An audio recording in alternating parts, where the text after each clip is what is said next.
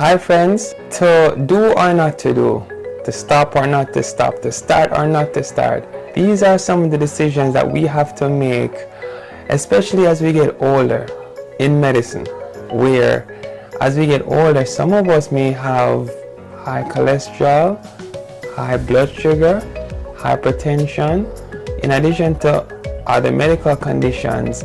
And with there being more medical conditions and more medications to manage, it may be difficult to make a decision in medicine.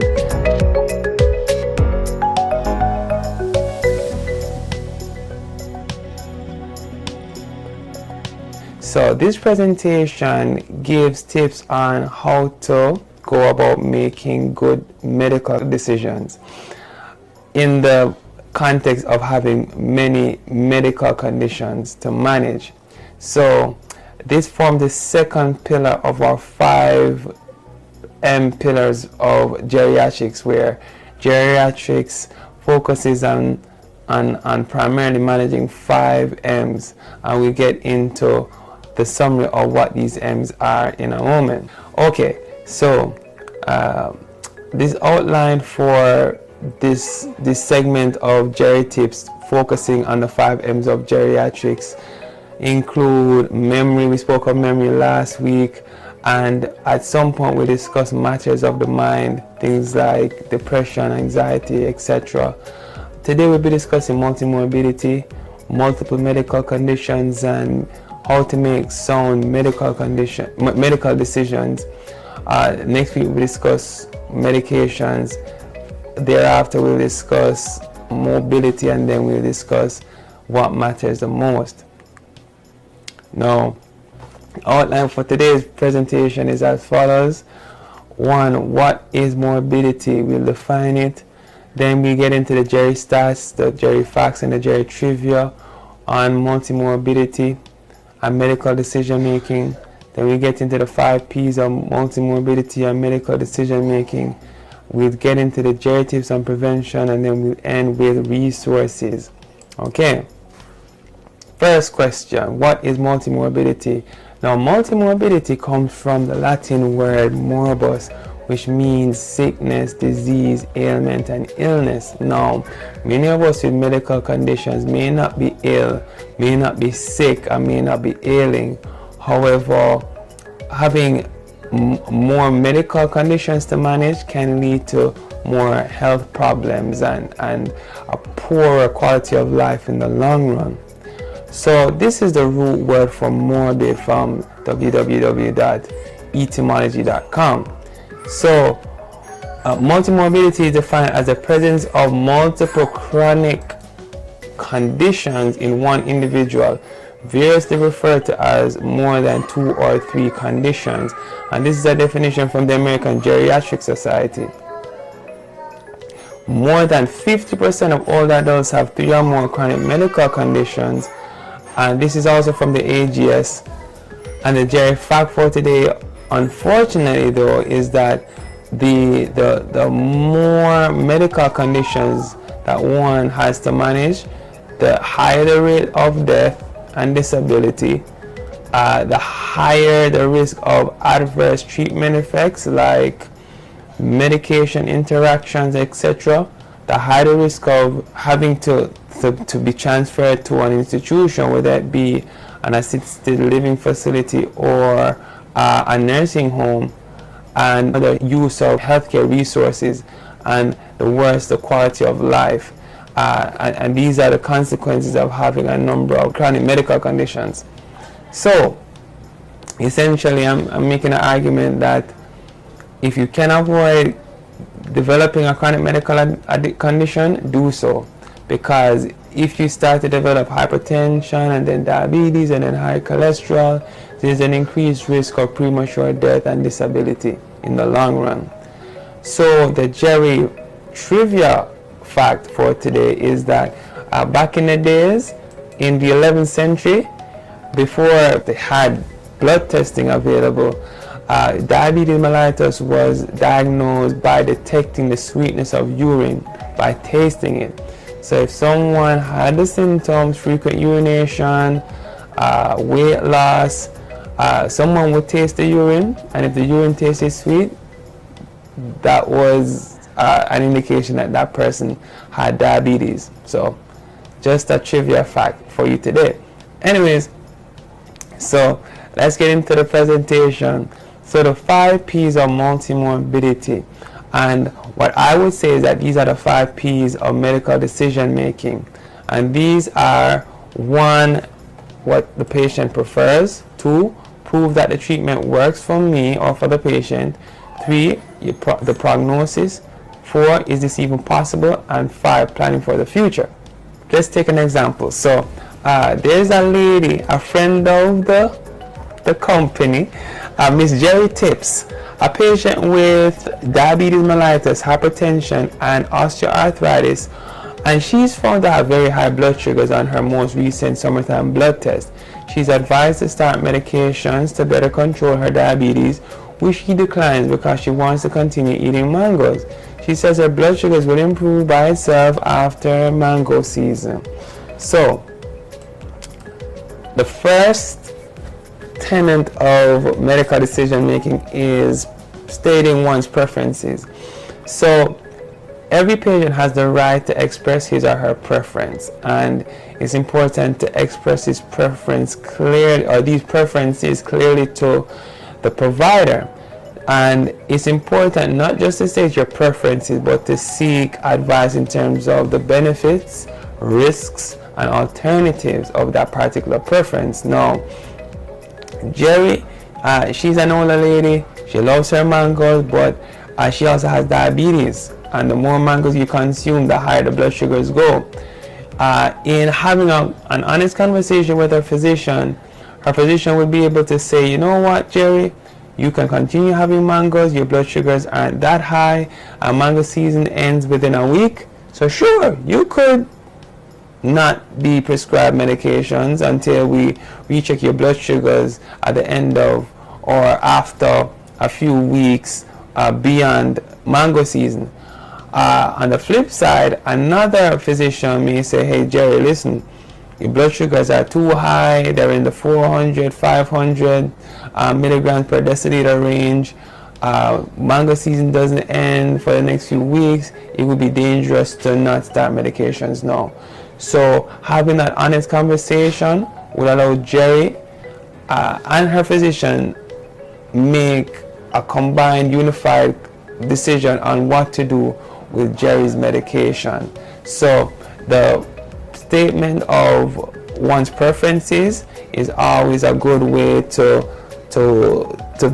end up being on the same page with your physician, so that the best decision can be made for that patient. So that's 1 P.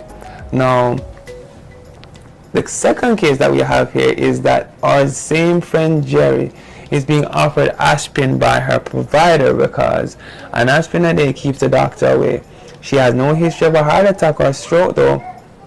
So this takes us to our second P of multimorbidity. The second P stands for proof. Prove that the treatment works for me. So the questions that a patient can ask is: 1, does the evidence apply to me? So for example, aspirin is beneficial for persons who have had a heart attack or a stroke, and the evidence is there from medical studies, from research, etc. But if I'm someone who's never had a heart attack and who has never had a stroke, would aspirin be beneficial to me?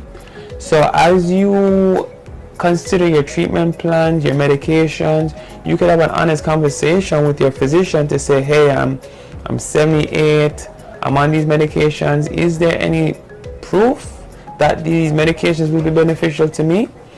And or is there a case where these medications were helpful to me at one point, but they are no longer helpful, or the medical community no longer considers this medication helpful, as in the case of aspirin, where it was after the completion of more recent studies that there was a determination that aspirin, the risk of bleeding would be much higher than the risk of any benefit, and that's why the aspirin a day recommendation has fallen out of favor in the medical community. So having conversations with your physician about the evidence behind your treatment plan can help to determine the best treatment plan for you. So the third case has to do with Jerry's father, Johnny. And Johnny is 74, but is bedbound due to his uncontrolled diabetes. He also has hypertension and dementia. He's on medication for each of these conditions, but nowadays he's having a hard time swallowing, and he doesn't eat or drink anymore. So this leads us to the third P of prognosis. How much time do we have left? Now Johnny is 74, but he has dementia, and one of the end stage symptoms of dementia is being confined to bed for most of the day, not being able to eat or drink. So the question is, if you're going to prescribe a treatment plan for Johnny, knowing that the dementia is incurable, what benefit will Johnny get if we know that within 6 months he has a high risk of death? So as you consider your treatment plan, have a conversation with your physician, especially if you're a frail individual, you're up in age. Ask your physician about the benefits of this particular treatment plan compared to the time that you may have left based on the typical trajectory of your medical condition. So feel free to have that conversation about prognosis, which sometimes can be difficult, and it's good to have a family member or a close friend with you when these conversations take place, because they can become very emotional. The fourth case, Jerry has high blood pressure and she has to take medications twice daily. However, as of late, she's been going out in the evenings, walking to the park, and sometimes she gets carried away, so she's been remembering her morning dose but not remembering her evening dose. So she eventually admitted this to her doctor, who agreed to prescribe Jerry a once-a-day drug. So it takes us to the fourth P. Is this even possible? So Jerry was brave enough to admit to her physician that she can't keep up with this twice-a-day medication regime, this twice-a-day treatment plan. So care plans can become complex sometimes. There are patients who are taking medication 3 times a day, 30 medications in a day, and it can be somewhat complicated. And the physicians, the care teams for patients, they have the best intentions for patients in mind.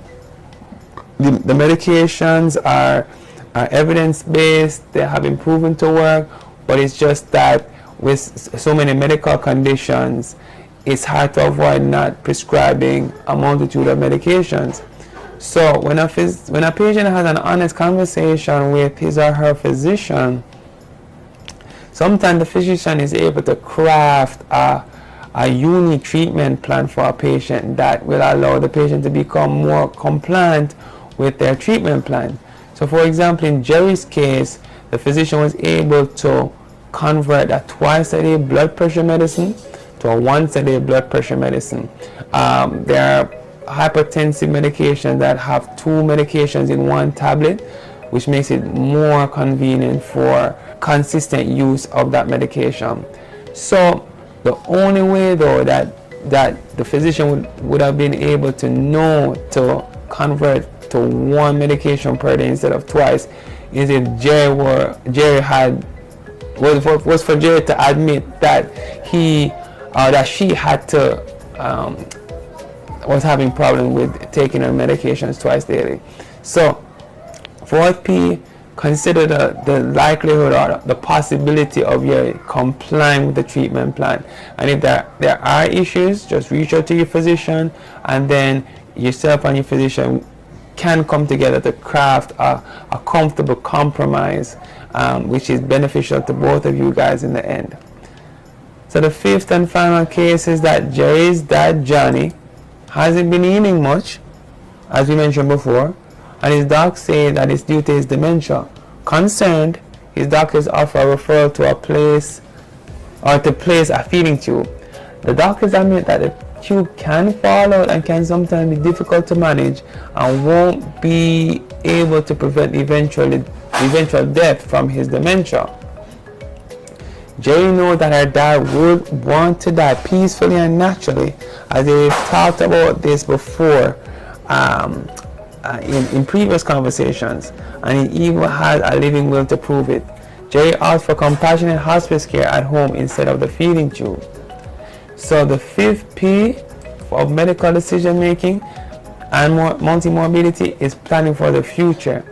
So the good thing is that Johnny had this conversation with Jerry many years ago, and that has allowed Jerry to have that conversation with her father's physician about how to manage Johnny in his last days, and having that plan for the future documented somewhere, verbalized to someone, can be helpful in ensuring that you have the best quality of life possible. So in this illustration here, we have a person with a stethoscope.